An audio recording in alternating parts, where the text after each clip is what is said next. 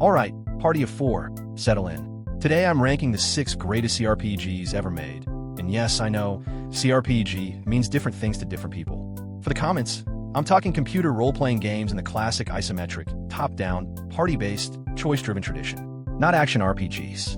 Not JRPGs. The genre BioWare popularized, Obsidian kept alive, Larian resurrected, and ZA/UM blew apart. So no Witcher 3, no Skyrim, no Mass Effect, save your fingers. What you're getting is 6 games that define what a CRPG can be, ranked by me, based on hundreds of hours sunk into each. The top 3 is where I lose half of you. The number 1 is where the other half logs off and writes me an essay. Good. That's the entire reason to make this video. Let's get into it. Number 6, Wasteland 3.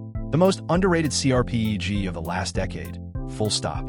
Insula took the post-apocalyptic skeleton of the original Wasteland, the franchise that literally inspired Fallout, and dropped you and your ranger squad into frozen Colorado to negotiate with a warlord called the Patriarch. The writing is genuinely hilarious. The moral choices have actual weight. Every major faction can flip on you depending on what you said 3 quests ago, and the turn-based combat is crunchier than people give it credit for. You get a customizable ranger base, a tank you drive into combat, recruitable squad mates with full quest lines, and a co-op mode where you and a friend can split up and make decisions independently, which means you can actively sabotage each other's playthrough. It is the funniest game on this list. The Reagan AI quest alone, you'll know it when you hit it. The only reason it's at number 6 is that the other 5 are absolute landmarks. $40, often half that on sale. If you like Fallout 1 and 2, you owe yourself a Wasteland 3 playthrough. Stop sleeping on it. Number 5, Pillars of Eternity 2, Deadfire. Obsidian's pirate RPG masterpiece, and a game that proves a sequel can absolutely cook even when the first one already swung for the fences. You captain a literal ship across the Deadfire archipelago, recruit a crew, manage rations, board enemy vessels, get into theological arguments with gods who keep showing up in your dreams, and resolve the fate of an entire region of the world. The companion writing is some of the best in the genre.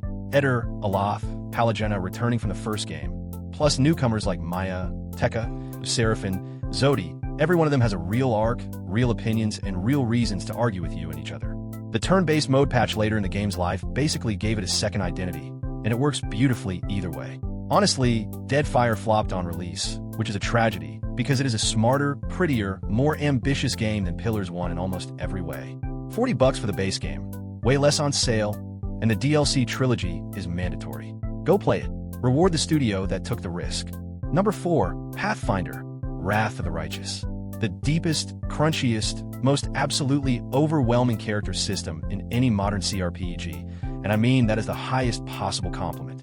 Alcat took the Pathfinder tabletop rules, which were already a beast, and then added mythic paths on top, where you can ascend into an angel, a lich, a trickster, a literal demon, an aeon, a swarm that walks, and every mythic path radically rewrites entire chapters of the campaign, with new quests, new abilities, new endings, new companion reactions. The Crusade Management minigame is basically a whole second game bolted on. The character creation screen will make you cry the first time. There are 25 classes, dozens of subclasses, hundreds of feats, multiple companions per role, and the difficulty curve is genuinely punishing if you don't know what you're doing. But once it clicks, nothing else feels deep enough. The story, by the way, is a 5-act demonic crusade epic that takes around 120 hours to finish a single mythic path, and you'll want to do at least 3. $40, Gaudy Edition includes the DLCs, bring a wiki and a thermos. Number 3, Divinity, Original Sin 2. The Larian formula that eventually became Baldur's Gate 3, except a lot of people, myself included, still think Divinity 2 is the tighter, weirder, more freeform game. The combat system is the star of the show. Elemental surfaces interact with everything.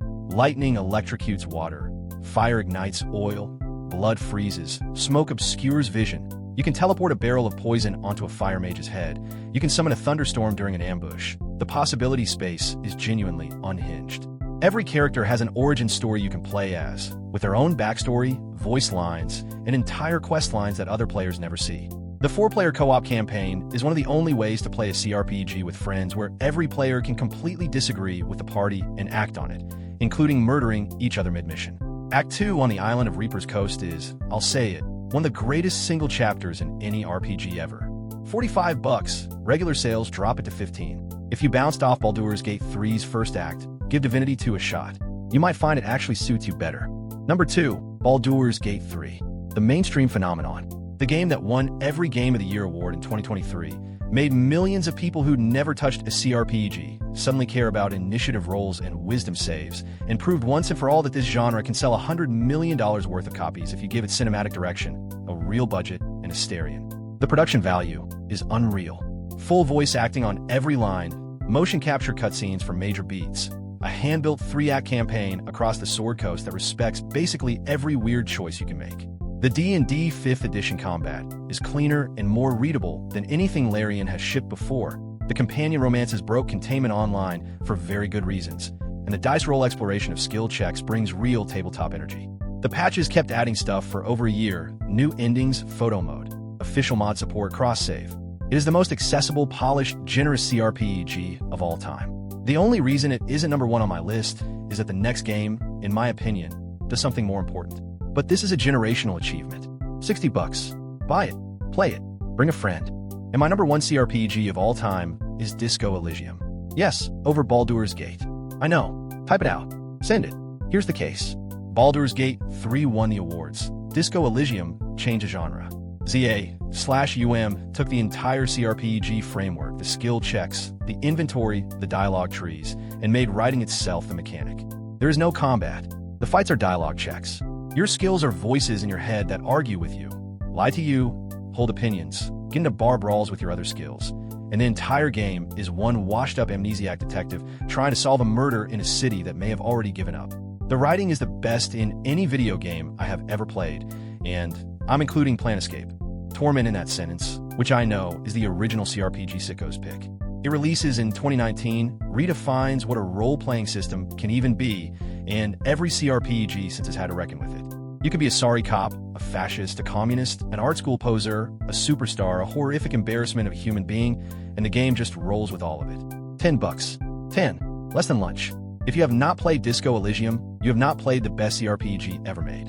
Number 1. Final answer. Fight me. Alright, that's the 6. I can already feel the Baldur's Gate 3 crowd warming up the keyboard. I get it. It's the bigger, prettier, more accessible game. But Disco Elysium changed where a role-playing game can be, and that mattered more to me. Drop your own top 6 in the comments. Drop the CRPG I left off that you think belongs. Drop your Planescape. Torment pitch, your Tyranny defense, your Solasta sleeper take. I read all of it, and I argue with all of it. New countdown next week, different genre, same energy. Like the video if it helped you decide what to play next. Subscribe for more. None of this changes my life, but it really does help the channel. Take care of yourself, drink some water, roll high on your next save, and I will see you in the very next one.